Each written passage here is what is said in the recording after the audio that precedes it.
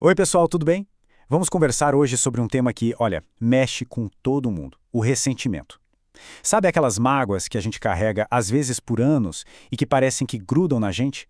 A gente até tenta umas práticas espirituais, repete umas frases, mas parece que nada acontece, que é tudo meio mecânico? Bom, a proposta que vamos analisar hoje é diferente. É sobre uma verdadeira alquimia emocional.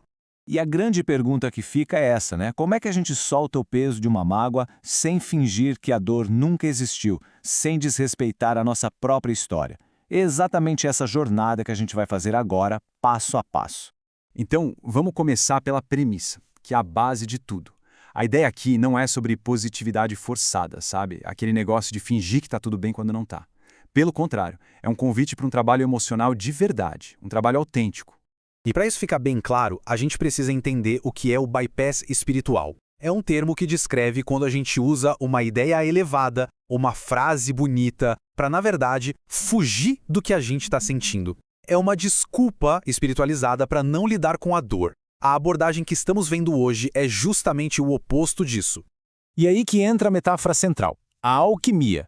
Pensa nisso. O que o alquimista faz? Transforma chumbo em ouro.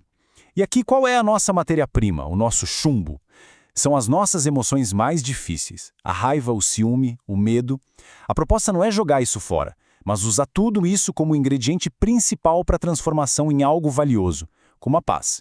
Certo, então vamos para o primeiro passo, que é o alicerce de todo esse processo. E tudo, absolutamente tudo, começa não com a negação, mas com uma observação corajosa, sem filtros, da nossa própria mente. Na prática, esse primeiro passo é um inventário de honestidade radical. É um convite para olhar para os próprios pensamentos sem julgamento. Quem ou o que te causa desconforto? Pode ser desde aquela pequena irritação do dia a dia até uma grande traição. A chave aqui é fazer contato com a mágoa. Sentir que ela está ali, reconhecer a presença dela, antes mesmo de pensar em se livrar. Ok, uma vez que a gente reconhece a mágoa, o próximo passo muda o nosso foco. A gente para de olhar só para o que aconteceu lá fora e começa a analisar o preço, as consequências internas de continuar segurando esse sentimento. Por que isso? Guardar ressentimento não é um ato passivo. Pelo contrário, é um trabalho que cansa. Consome a nossa energia, a nossa paz, o nosso bem-estar. Existe um custo real e ele é pago todos os dias. E esse slide mostra o tamanho desse custo. Quando a gente se apega demais à mágoa, a gente começa a se identificar com ela. A história de eu sou a pessoa ferida, a injustiçada, a atacada, acaba virando a nossa identidade principal. E o que acontece quando essa é a nossa identidade? Bom, a gente projeta isso para fora. O mundo inteiro começa a parecer um lugar perigoso, ameaçador, porque a gente está olhando para tudo através dessas lentes, as lentes da mágoa e da defesa. E aqui é que a ficha cai. É a grande virada de chave dessa etapa.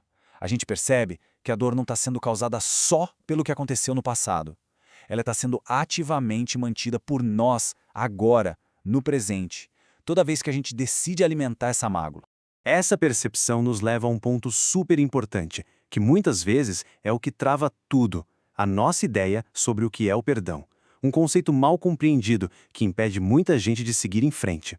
E esse slide aqui é fundamental. Vamos lá. Perdoar não é dizer que o que a outra pessoa fez foi certo. Não é negar a injustiça.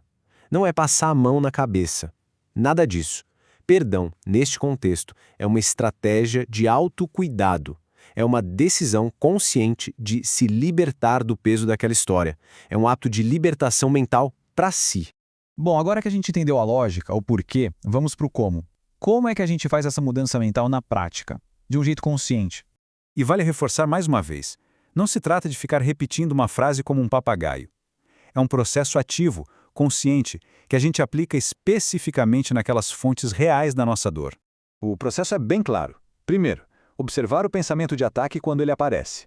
Segundo, identificar para quem ele se dirige, aquela figura que a nossa mente pintou como inimiga. Terceiro, e aqui a ação, aplicar a ideia central da lição diretamente a essa pessoa. E o quarto passo é a consequência. A nossa relação interna com o que aconteceu começa aos poucos a mudar. Porque o objetivo nunca foi apagar a história. O passado aconteceu, ponto. O objetivo é transformar o poder que essa história tem sobre nós, aqui e agora, no momento presente, E assim a gente chega na conclusão. E a mensagem principal é que existe uma escolha. E com essa escolha vem uma ferramenta muito, muito prática para o nosso dia a dia. Essa abordagem toda nos dá uma ferramenta para ser usada no calor do momento, sabe? Exatamente quando aquelas emoções mais fortes, como a raiva ou a tristeza, vêm com tudo. E a ferramenta é essa frase lembrete. O objetivo dela não é reprimir a raiva, de jeito nenhum. É criar um pequeno espaço, um respiro, para que a mente não se identifique 100% com o papel de vítima naquele instante. É como se fosse uma âncora, para nos lembrar de quem a gente é de verdade, para além daquela dor. E no final das contas, tudo volta para o começo. A libertação, a alquimia, o ato de soltar o peso. Tudo isso só se torna possível depois daquele primeiro passo que é o mais corajoso de todos. Admitir, com total honestidade, que sim, estamos carregando esse peso. E para fechar, fica essa reflexão. Uma vez que se faz essa escolha consciente, pela honestidade e pela própria libertação, o que se torna possível? Que novos caminhos, que novas portas se abrem quando a gente decide finalmente soltar esse peso? A resposta, claro, fica para cada um encontrar.